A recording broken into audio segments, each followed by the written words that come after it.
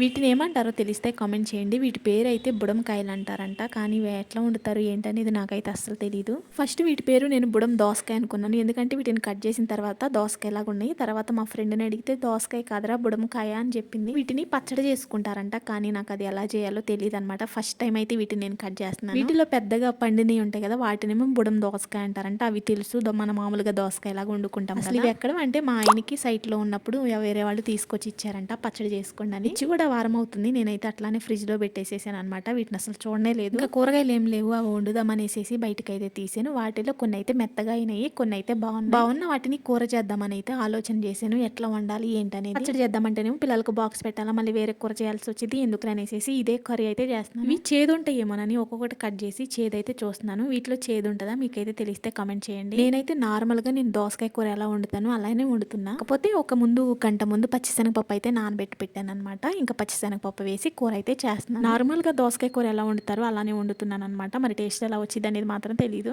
నాకు తెలియని వాటి గురించి, వండడం రాని వాటి గురించి ఎందుకులే వంట చేయడం అనుకుని వాటిని పడేయలేం కదా, ఏదో ఒకటి చేస్తే బాగుంటది అనేసి అయితే వండుతున్నాను. ఏదైనా ఒకసారి చేస్తేనే కదా దాని టేస్ట్ ఎట్లా వచ్చింది అనేది తెలిసేది. బాగుంటే ఇదే విధానంగా వండుకుంటాము, లేదంటే అసలు మార్చేసి వేరే విధంగా వండుకుంటాను.